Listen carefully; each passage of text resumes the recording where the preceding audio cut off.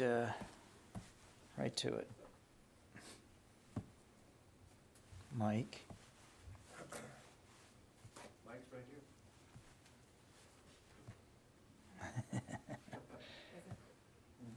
Want to switch? Yep. This was just working 5 minutes ago. Thanks. Should be right. Technology. Okay, I think you're aware that this afternoon the Secretary issued a memo directing the Department of Defense to provide him with a civilian harm mitigation and response action plan within the next 90 days.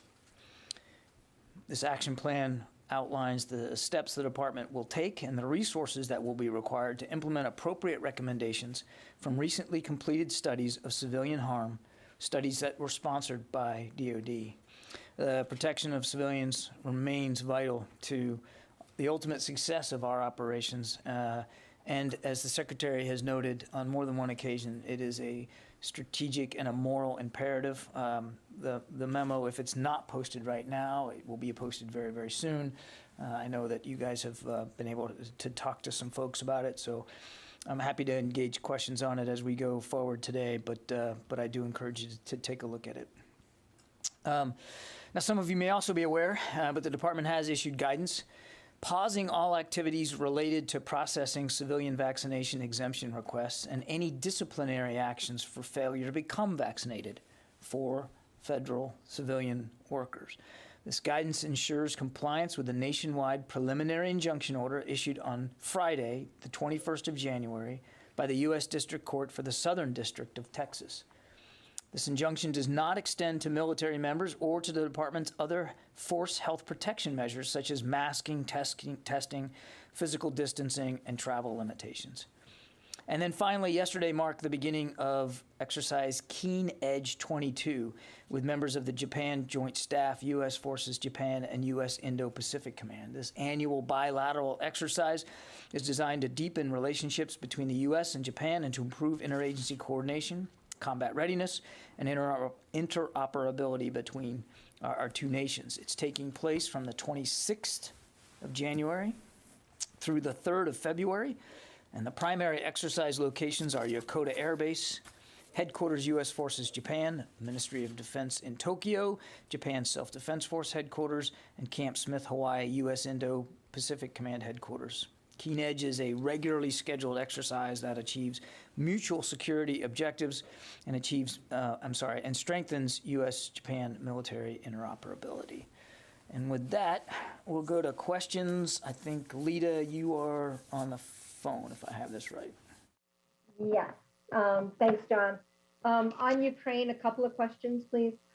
Are you still going to be able to release the units that will be heading to for the NATO response force, and to give us an idea of what percentage of those are in the NATO response force and how many or what percentage perhaps are going to be sort of unilateral support to allies?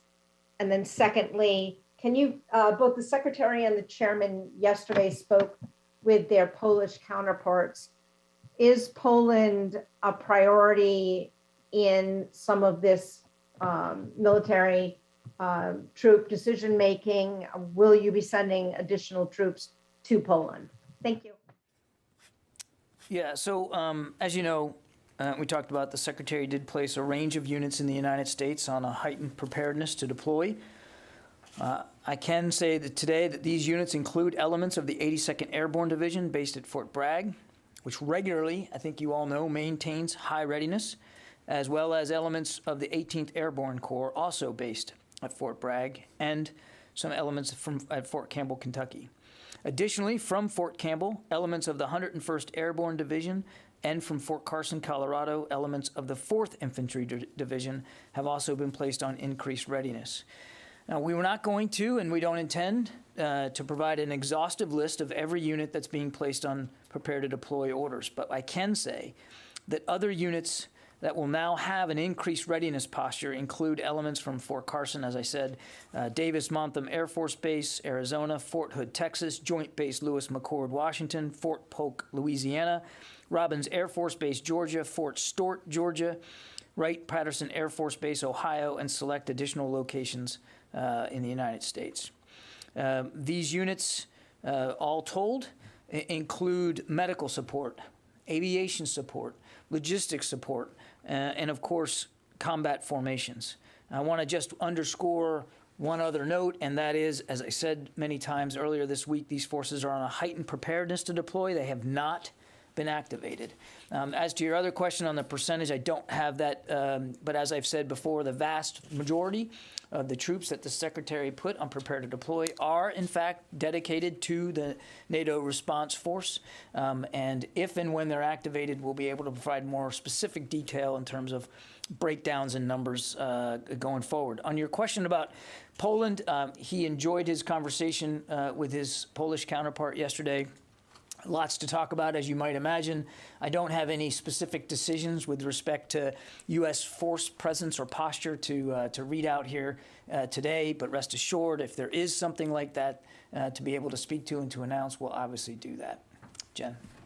John, President Zelensky has said that he's grateful for military aid, but he's not getting what they've really asked for, which is air defense systems, anti-aircraft missiles, the kind of things that could take on the Russian Air Force, not just tanks and ammunition on the ground. Why is the Pentagon refusing to send that kind of weaponry to Ukraine when it's such a crucial time right now as they prepare to defend themselves? I would tell you, I mean, Jen, we talked about the fact that we had an air and missile defense assessment team over there not long ago, in the last month or so.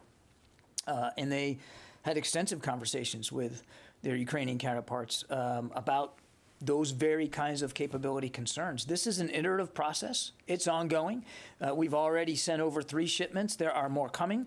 I'm not going to get ahead of all that, and I'm not going to speak with great specificity here in terms of the exact systems that are being provided to Ukraine. We are in constant communication with them about their needs and capabilities, and I suspect that those conversations will continue. So when are those weapons going to start arriving? I'm not promising any specific weapon here from the podium or a timeline for it. We have shipped already 3 packages in this latest drawdown package to Ukraine. There are more coming, I suspect in fairly short order, and we're specifically not detailing every item that are in these shipments. I think you can understand why we would want to be careful about advertising publicly the kinds of capabilities that were given to Ukraine, given the size and the scale and the capabilities that are arrayed against them on the other side of their border. It just seems like this is the 11th hour. What is taking so long? There's no 11th hour here, Jen. We've been providing, in the last year alone, we have provided many millions of dollars worth of capabilities to Ukraine, 60 million just over the course of the spring, and then in December, President Biden authorized another 200 million. And that's on top of work that 2 previous administrations have been doing to help bolster the self-defense capabilities of the Ukrainian armed forces. So there's no 11th hour here at all. We've been watching this build up over time. That is why we got the 60 million there. We are actually looking at ways we can accelerate some of the shipments that are to come as part of this $200 million package, because we see the continued buildup by Russian forces in the western part of their country and in Belarus. But I take issue with the idea that this is sort of 11th hour Hail Mary pass throwing stuff. I don't know how you can take issue with the 11th hour when there are senior leaders here and the president have called a Russian invasion imminent. The fact that it is possible that it's imminent doesn't mean that we just woke up to the fact that they had been building forces. We've been talking about this now for a couple of months, what we've been seeing on the ground. And there have been lots of conversations with us and our NATO allies, as well as our Ukrainian counterparts. We've read all those out. You can go back and look at the readouts. I mean, it's not like any of this came as some sort of shock, but we have, as we've continued to see the accumulation of combat power, and as we have now seen that so far anyway, Mr. Putin has not elected to de-escalate. Look, we still believe there's time and space for diplomacy, but thus far it has not achieved the kind of results that the international community would like to see. All that combined has led us to, again, want to contribute more capabilities to Ukrainian armed forces and be ready to contribute more capabilities to our NATO allies. So, Thank you, John. First, I wanted to know if you have noticed any change in the Russian posture, military posture around Ukraine in the last few days.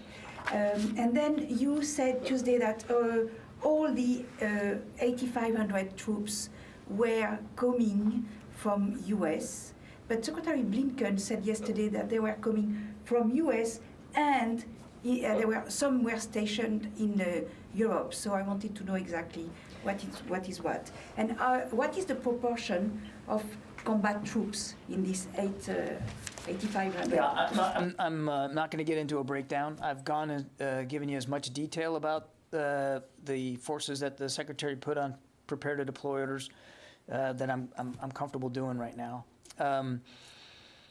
As for Russian buildups, we continue to see, including in the last 24 hours, more accumulation of credible combat forces arrayed by the Russians in, again, the western part of their country and in Belarus. So without getting into a tick-tock every day of how much more we're seeing, we continue to see him add to that capability.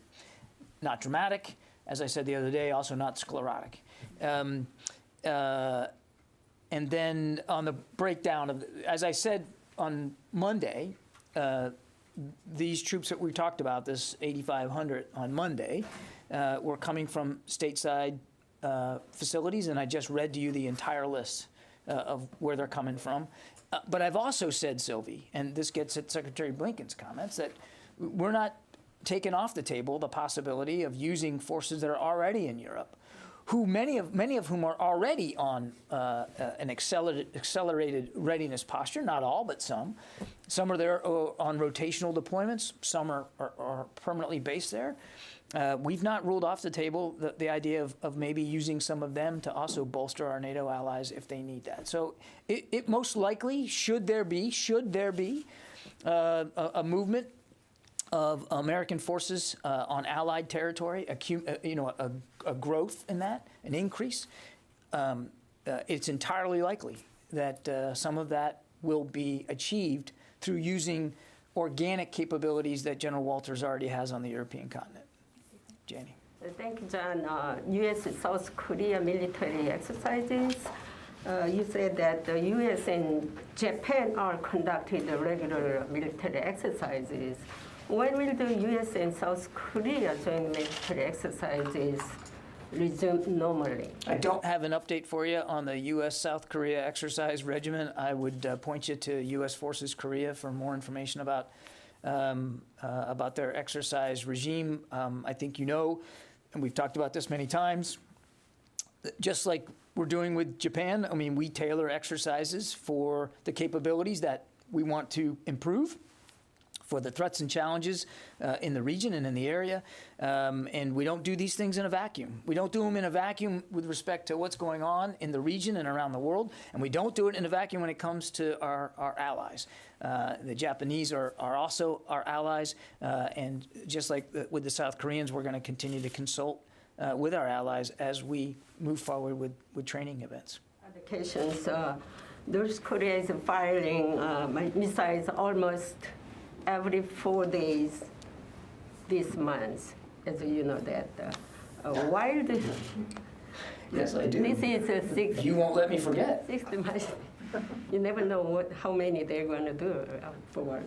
While the United States focus on the Ukraine crisis and the possibility of China's invasion of Taiwan, and North Korea provocative actions are helping China and Russia. My question is, how is the United States win-win strategy working in response to these multiple aggressions? Like win-win strategy U.S. have, I think, one way before the former Secretary Rumsfeld had this kind of strategic win-win if other areas together have some conflict, you can win both. You mean like the old construct of being able to win two major wars and yeah. So, Do you have different names or what? so not sure you mean it this way. I'm obviously not going to preview the national defense strategy, which we're still working on. So when you talk about Secretary Rumsfeld's, win two major conflicts, I think that's the construct you're talking about. What used to be in national defense strategies past. We are working on a new one now. We hope to be able to talk about that with y'all a little bit later. I'm not going to preview here from the podium what's in it. It's still in draft. It's still being worked. But the gist, I think, of your question is, why can't we walk and chew gum at the same time? And we can, and we are. Just because we're focused on bolstering our NATO allies in Europe right now, given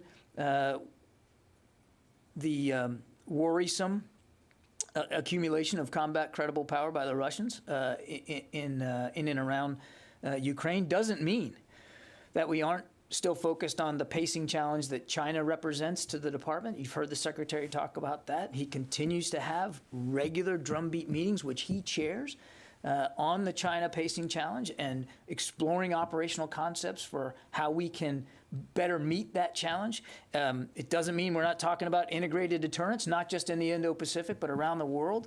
It doesn't mean that, and you've heard me talk about, I don't know how many times over the last few days, the continual threats and challenges in the Middle East. And certainly, we're mindful of the destabilizing behavior by Pyongyang with respect to these recent tests. As a matter of fact, on nearly every single one of them, we issue a statement, and we make it clear that we're condemning these attacks. And we continue to call on the North Korean regime to stop these provocations, which in many cases violate existing UN Security Council resolutions that the whole international community should be signing up to. So, Jenny, I mean, I appreciate the question, but there's a lot on our plate, and we're focused on all of it. Just because right now one issue obviously is certainly capturing the attention of the world community doesn't mean that we're not equally pursuing and focused on other threats and challenges to the country. If you go back and look at the memo that the Secretary issued, within just a couple of weeks of taking office, he stated very clearly his number one priority is to defend this nation against all threats and challenges, and that's what we're doing. Let me maybe go to the phone here, because I got a lot of people here. Joe Gould from Defense News.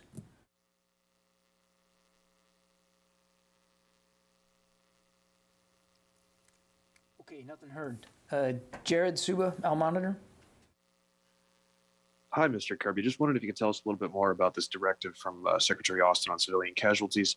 How does this build upon? Does this incorporate any conclusions, or how does this relate to the previous inquiries pushed by previous Secretary Mattis and Esper? Thanks. It's informed by the work that has gone before, clearly, by both Secretary Mattis and Secretary Esper. But I would say, just philosophically, even before that, I mean, you have to remember the Secretary was a ground commander in Iraq and Afghanistan. This is not an issue that he's not familiar with. So it's informed by a lot. Specifically, the memo that you'll see today and the decisions that he has made in terms of standing up a civilian harm mitigation team, as well as ordering the establishment of a center of excellence and some additional immediate steps, which you'll see in the memo. Those are more specifically informed by recent studies, independent and as well as departmental reviews writ large, such as the RAND assessment that was legislated by Congress, and I think you all have also gotten a briefing on that today, as well as more specific strike investigations and strike reviews. So I would point you to, and there's a mention of that in the memo that of what's informing it, but there's a lot there. In fact, I'd be remiss if I didn't say that that some of the thinking that's going into the ways the Secretary wants to have a more structural implementation of changes is also, quite frankly, informed by some recent press reporting, and it would be wrong for us not to also mention that. Jeff Schogel. Thank you. I think you mentioned that elements at Davis-Monthan had been put on heightened alert. Does that mean that A-10s have been told they may have to go to Europe? I am not going into any more detail than what I gave you, Jeff. I described the units to the level of detail that we're comfortable doing. Let's see, I already got Lita Fadi. Thank you, John. I have a question about Monday's attack on Al-Dhafra Air Base. So since that attack, did the department or U.S. forces in the region take any additional measures to enhance force protection? And is the Pentagon considering or considered any new measures to detect and prevent any future threats from the Houthis? Thank you. I would tell you, as you know, Fadi, we don't talk about specific force protection, but I will go so far as to let you know that U.S. forces there in and around Al-Dhafra remain at a heightened state of alert. I think that's as far as I will go. As for any changes going forward, I mean, obviously, we'll rely on the good judgment of General McKenzie and his chain of command in terms of what specific changes they think they might need to make in terms of defenses. But again, we wouldn't detail that from the podium. Louis Martinez. Hi, John. Earlier this week, there was a crash of an F-35C on the aircraft carrier Carl Vinson. The Navy says that they're beginning some arrangements to try to recover it. Is there anything new on that? And can you address any concerns about maybe trying to protect the waters where this plane may have fallen into so that other nations, namely China, don't get their hands on it?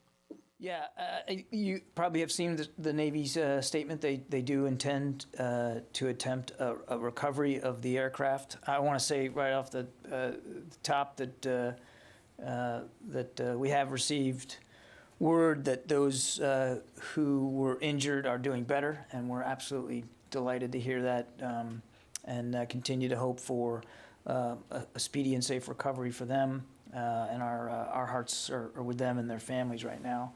I won't speak to specific recovery efforts by the Navy. I think they're far better to do that than I am. But we're certainly mindful of the value of an F-35 in every respect of what value means. And as we continue to attempt recovery of the aircraft, we're going to do it obviously with safety foremost in mind, but clearly our own national security interests, and I think I'd just leave it at that. Paul Schenkman. Hi, John. Russia announced yesterday that it had deployed 20 or so warships into the Black Sea for supposed exercises as part of broader maritime exercises this month and next. Do you consider this to be a part of the troop buildup that you've criticized in recent days, or recent weeks? And regardless, does the U.S. have any concern about destabilizing action at the Kerch Strait or elsewhere in the region? Thank you. Yeah, I don't have anything specific on the Kerch Strait. Kerch Strait. Sorry, I'll try that. Kerch Strait. But we continue to see an accumulation of Russian military power again. Around and alongside the borders with Ukraine and Belarus, and I mentioned this the other day, and naval power in the Mediterranean and in the Atlantic, and clearly the Black Sea. So I can't speak to their exercise. They should be able to talk to their exercises the way I just did at the top of this briefing. But we have noted and continue to watch increasing naval developments on the Russian side as well. All of this activity is what leads to our concern over Russian intentions here, which, again, as always, remain opaque. David Martin, CBS. John, you said entirely likely that if there is a plus-up in Europe, some of that plus-up could come from troops that are already there. I should say plus-up on the eastern flank of Europe. Some of that plus-up could come from troops already in Europe. Have any units in Europe been given prepared to deploy orders? Many of the rotational troops are already on a heightened posture, David. I believe that General Walters is taking prudent steps to make sure that if we need to move forces from inside Europe to other places in Europe, in Allied territory, that he's ready to do that. The prepare to deploy orders that I spoke about the other day, again, were confined to U.S. domestic units. But as I said to Sylvie, we're absolutely not ruling out the possibility that forces in Europe could also be moved in to help bolster the capabilities of NATO allies. And again, some of these units are already on a heightened state of readiness. I don't know of specific orders that General Walters has given to increase the readiness posture of other units in Europe. But again, I just want to go back to a core principle here. We take our NATO commitment seriously. And we're going to be consulting with allies as we have been, certainly in coming days. And if there's ways in which we can help bolster their capabilities to help their defensive postures, we're going to take a serious look at that. And not all of that has to come or necessarily will come just from stateside. Yeah, Tom. John, good afternoon. I have 3 quick follow-ups to questions asked earlier.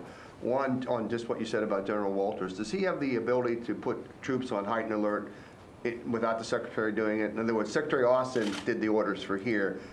General Walters can do that under Europe? As the combatant commander at European Command, he can move forces around intra-theater at his own discretion, yes. Okay. I think, though, you can understand that when we're talking about an issue of this importance, that there is a constant dialogue between General Walters and the chairman of the Joint Chiefs as well as the Secretary. So I wouldn't expect there to be any surprises. The Secretary can also order posture changes in Europe because he is at the top of the chain of command. So it's, I know we like to, not you, but some people like to just, go to what exactly can the commander do without permission. There are things he can do, but again, with a situation like what we're talking about today, there's a lot of cross-pollination and talking. I wasn't trying to do this. I know you weren't. I just wanted to make that point. And the other 2 follow-ups real quick. On the F-35 that Louis brought up, Chinfo was a little bit opaque in responding as to whether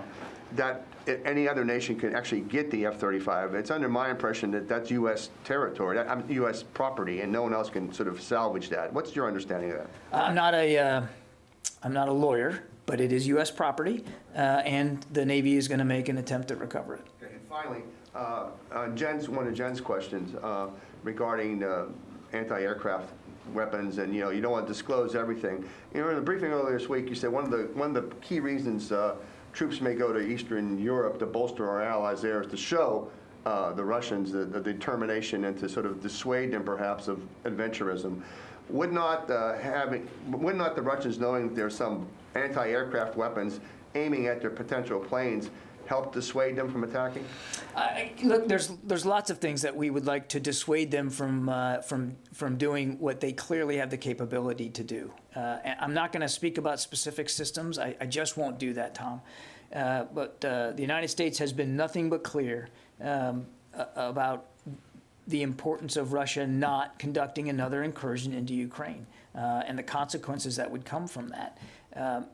At the same time, we have 2 other responsibilities that we take seriously. One is, of course, to NATO and to our Article 5 commitments inside the alliance. And number 2 is to helping through security assistance, helping the Ukrainian armed forces better defend themselves. We are just at the beginning of a whole new package of assistance material As I said, there's been 3 shipments. There are more that'll be coming. We're trying to see if we can accelerate them. We're not going to detail what is in each and every shipment, but there will be both defensive and offensive capabilities inside those shipments. Mike. Yeah, John, about the NATO response force. I'm interested in it as an organization. Who will command it? I know it's under the control of SACUR, but who actually will command it? I want to go back. When I said defensive and offense, what I meant was lethal and non-lethal. But poor choice of words on my part. But there are In the shipments, both lethal and non-lethal assistance. both offensive and defensive. Well, all designed to help Ukraine defend itself. Sorry, Mike. That is what I meant to say. I'm glad I had a chance to correct that.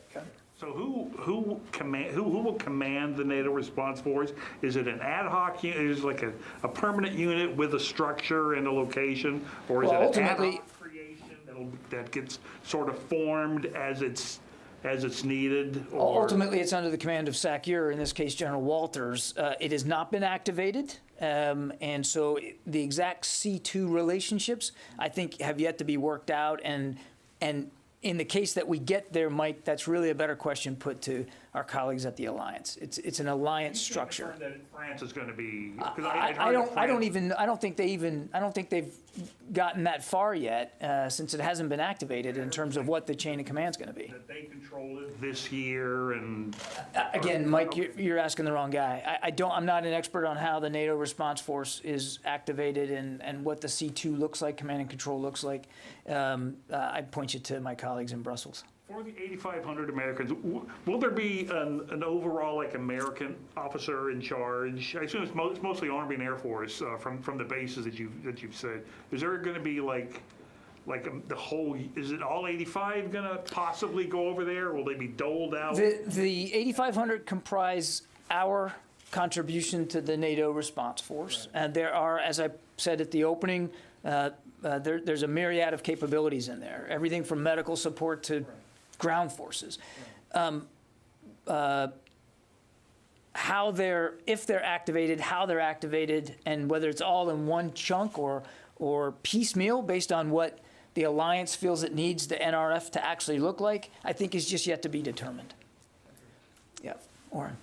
On civilian casualties, other than the review of the March 2019 strike in Baghuz, Syria, are there other open reviews or investigations of potential incidents of civilian casualties? And was there any review opened up after the recent U.S. and coalition strikes related to supporting the SDF near Hasaka prison? I'm not aware of any other open investigations or reviews of allegations of civilian harm, and that would include the ongoing operation right now in Syria around the Hasaka prison. Yeah, Ellie. John, the president said he's not putting troops in Ukraine, but there are members, as you mentioned, of the Florida National Guard there right now. Is there any update to bringing them home? And if Russia invades, would it be too late to get them out? There's been no decision at this point to change their mission or their status, their posture inside Ukraine. The members of the Florida National Guard are still there in an advisory and training capacity. As I've said many times, their safety and security remains a paramount concern to the Secretary, and if and when we believe that for that safety and security, a decision needs to be made about moving them, the Secretary will not hesitate to do so. We are in constant communication with their chain of command, certainly with General Walters, about his assessment of what's going on the ground. I wouldn't get ahead of decisions that haven't been made yet. But again, their safety and security is going to be a chief concern for the Secretary, and we're going to take their protection and their safety very seriously. It is not a very big number. I think it's around less than 200. So in the event that they had to be moved, we believe that could be done in a fairly expeditious manner. I was just curious because I know they're asking some Americans to leave Ukraine, so I didn't know why wouldn't they be included in that. Well, the State Department has made it clear to American citizens, civilians, that this is not the time to be going to Ukraine, and if they're in Ukraine, they're encouraging them to leave. I think you saw that they also have authorized the departure of, ordered the departure of some eligible family members, but our diplomats are still at work in Kyiv, and our trainers are still at work in Ukraine. We're going to watch this every single day. I can't speak for my State Department colleagues, but here at DOD, if and when the secretary decides that it's time to move them out, we'll do that. And again, the numbers are not that big. This would not be a huge undertaking to do. And if it makes one more, the number two at the State Department projected yesterday that there could be an invasion by mid-February. Are you seeing that same intelligence? And if so, how are you making preparations around that intelligence? I'm not going to speculate on timing. We've always said, and said for quite some time, that another incursion by Russia could be imminent. And imminent means imminent. So we're watching this every single day, and I think I'm just going to avoid the temptation to guess as to what the timing would be. The only thing I'd add is we still don't believe that there's been a final decision by Mr. Putin to launch another invasion. We still believe here at the department that there is time and space for diplomacy. I think you saw Secretary Blinken, they talked about this just the other day, and the State Department has, in fact, responded with some written responses to the Russians, and so we're waiting to hear their feedback on that. So we still think there's time and space for diplomacy. I think, obviously, that's the preferred path here, to de-escalate in a peaceful, calm way and destabilize without any shots being fired. But we're watching it every single day. Hey, John, sorry to interrupt, but you said to Ellie that it's imminent, and you said to Jen it's possibly imminent. Which is it? Imminent. Okay. Thank you. But by imminent, I don't mean I'm telling you it's going to happen tomorrow. We've long said that an incursion could be imminent. That's why I like to make sure we're speaking the same definition. I think that's always a good idea, Tom. But again, we're not going to be predicting here from the podium. We still believe there's time and space for diplomacy. We'd like to see a de-escalation. We'd like to see those troops go back home, and we'd like Mr. Putin to take the right steps to de-escalate the tensions. Okay, I think I got everybody. Thanks very much.